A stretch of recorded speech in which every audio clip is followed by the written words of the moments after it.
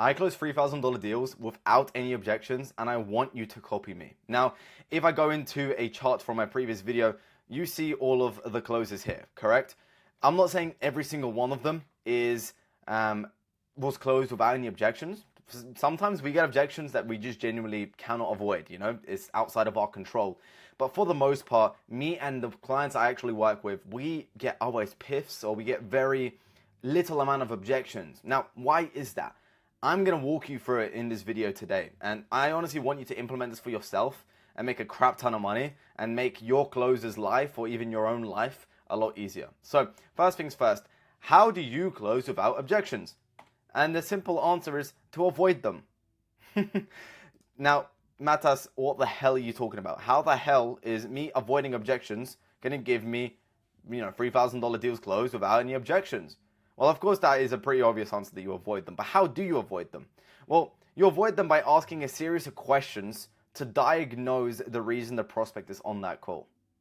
Now, this is actually something that Charlie Morgan mentioned, and I took a lot of inspiration from. But why did I underline the word diagnose? Well, essentially, if you put too much attention on closing the deal, you don't actually put that attention towards diagnosing whether the prospect, first of all, even needs it, and how much that need is there for the actual product or service that you're selling. And that is something that you really need to identify as a closer, or as a salesman on that call. So this is something that Charlie Morgan said. Have your focus on diagnosing the call rather than closing the call. I got caught up in my own words, but have your focus on diagnosing the call rather than closing the call. If your focus is closing the call, you are going to cause hypertension, and you are not going to be able to close that call. Whereas if you're focusing on diagnosing, what their desires are, what their pains are, and you're able to dig in very deep into both their pain points and their desires, you're able to get a very good amount of context on how you're actually going to close them, and what's actually even moving them to get on that call, and for them to even get inside the program or service, or sign up to what you have there going. So you have to see it like a doctor. You don't just go into a doctor's office, say, I want to fix my knee, doctor, my knee's hurting. And he goes, all right, take this medicine. It doesn't usually work that way, does it? Usually, a doctor will say, where does it hurt? If you extend, does it hurt? If you bend, does it hurt? If I shift it side to side, does it hurt? If I just press here, how much does that hurt? A lot? Okay, no problem. If I press this side, does it hurt? Okay, no problem. And a doctor will test. He will ask you a series of questions to dig in deeper into, so he can pinpoint exactly where the pain is coming from. And that is exactly what you have to do as a closer. So this is supposed to be you, and this is supposed to be the prospect. You need to ask him a bunch of questions to identify, you need to identify his pain points, and you need to identify his desires. Jeez, I cannot type on my mouse. But his desires, okay? And once you identify both of these, you have a very good idea of how you're going to close and how you're going to pitch and what they actually need in the first place. So this is very, very important that you nail this down. So you have to be the doctor in the situation. And another thing that is kind of going to make me go off a tangent, but it's very, very important, is usually closers or sales calls go off on a tangent. And that is usually caused by you just not holding very solid frame. And honestly, try take a doctor off track. Try speak about the football game or the basketball game that's going to go on this weekend with the doctor. He's very much going to neglect your question, kind of maybe answer it vaguely, and just go back to whatever he was doing in the first place. And that's what you have to do as a closer. But essentially, the main thing I'm speaking about here is you have to identify their pain points and their desired points. And once you have enough context by diagnosing, this is so, so important. If you can diagnose both the pain and the desires, you can separate that, and you can make the product the solution, okay? You can make the product or service the solution. So they want to get from here, okay? This is one. They want to get from here to here. And this is the thing in the middle that's going to help them do it. And you have to understand both of these very, very well by diagnosing. So, as I said, the main thing that's stopping you from the prospect, turning into a sale perhaps, let me just turn that into a dollar sign. the main thing that's stopping the prospect from turning into a sale firsthand and giving you a bunch of objections is you just simply don't know all of the stuff in between. You just don't know this stuff. And you haven't asked enough questions. You don't know why they're even there in the first place. Because let's be fair, brother, if they show up to that call, it's because they need something. They're in some sort of pain. If they were owning 2 cars, perfectly, they're making a couple million per month, they have a beautiful wife, a beautiful family, have, beautiful kids, they live in a big house, do you really think they'll be showing up to that call? Probably not, because they're satisfied. And how do you identify? Well, I mean, look, they showed up to the call, which means they're unsatisfied in some way, shape, or another. So you have to identify what that is by simply being the doctor in the situation. You have to identify their pain points and you have to identify their desires. Once you identify both, you have the sweet spot. So what questions can you actually ask? One is, you can ask this literally at the start of the call. So just before you say all right, John, are we actually good to get into this? I'm more than happy to walk you through it, blah, blah, blah, blah. He goes, yeah, sure. You say, all right, so I'm curious, John, what brought you to this call in the first place? And usually John will tell you exactly why he is on that call. Sometimes they'll give you a bunch of pain points right off the bat. Sometimes they won't. Sometimes they'll be pretty vague.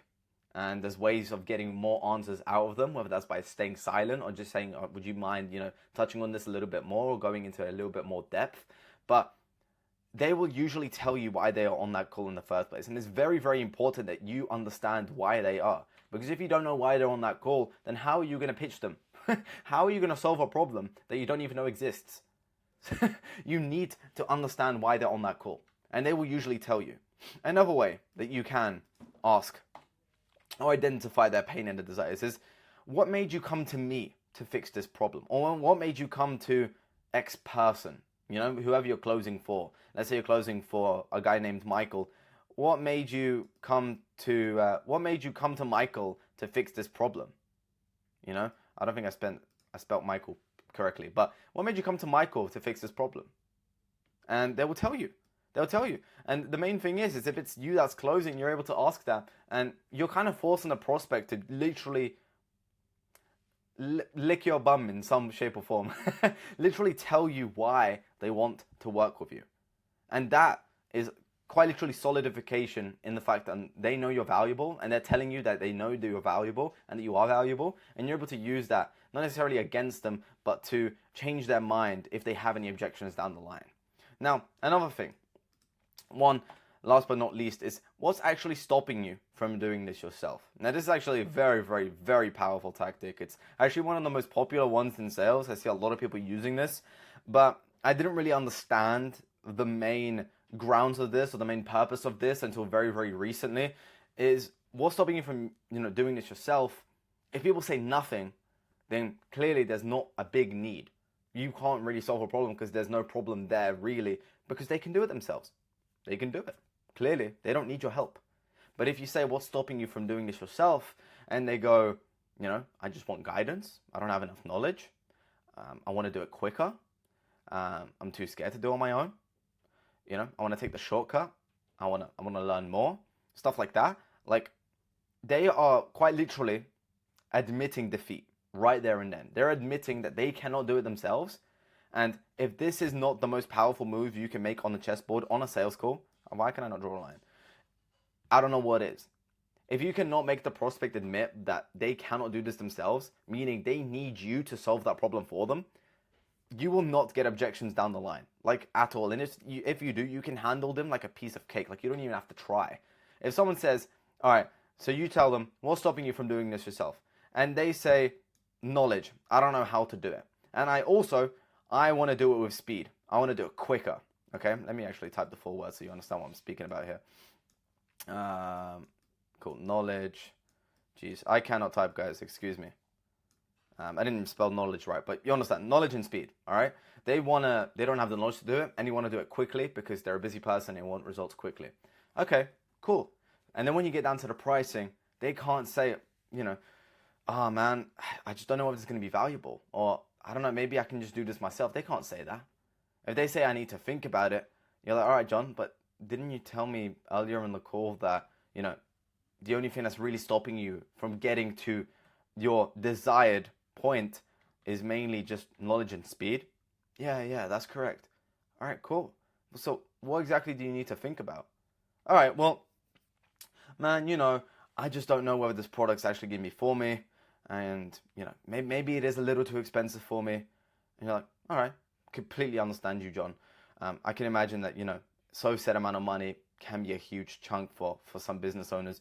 The only thing I'm curious about is that, like, this is a problem you need to fix. And you mentioned to me that you cannot do this yourself.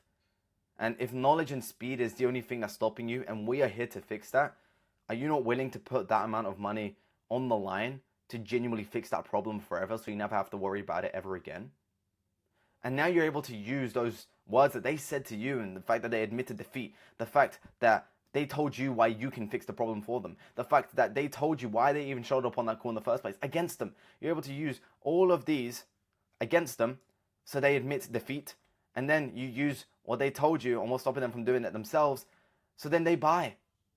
And they'll be like, oh yeah, you're right. I did tell you that, didn't I? Yeah, it makes sense. I mean, I don't want my business to be going around in circles for the rest of my life. Yeah, it makes sense why I should take action. And boom, you've closed the deal, my friend. And usually you don't really get objections. If you've covered all of these and they've answered them perfectly, the only other objection you can get is, I don't have enough money. Because if they've answered all of these to exactly how you want them to answer it, guess what? You've pretty much sealed the deal. Very rarely is someone going to turn around and be like, no, I need to think about it, because they've already admitted, why they're on the call. They've admitted that they have a problem. They've admitted why they think you can solve the problem. And they've also admitted that they can't not do it themselves and they need your help to do that. Sometimes you ask them, what's stopping you from doing it yourself? And they go, yeah, man, I mean, look, that's actually why I came to you. I just physically can't. Like, I don't have the knowledge and I just want to take so much, I want to shape a lot of time off my learning curve and I just want to do it with you. And they literally, like, sell themselves to you. This is such powerful stuff. If you can implement these into your sales calls, you're going to be closing $3,000 deals like there is no tomorrow. Like, I can promise you that.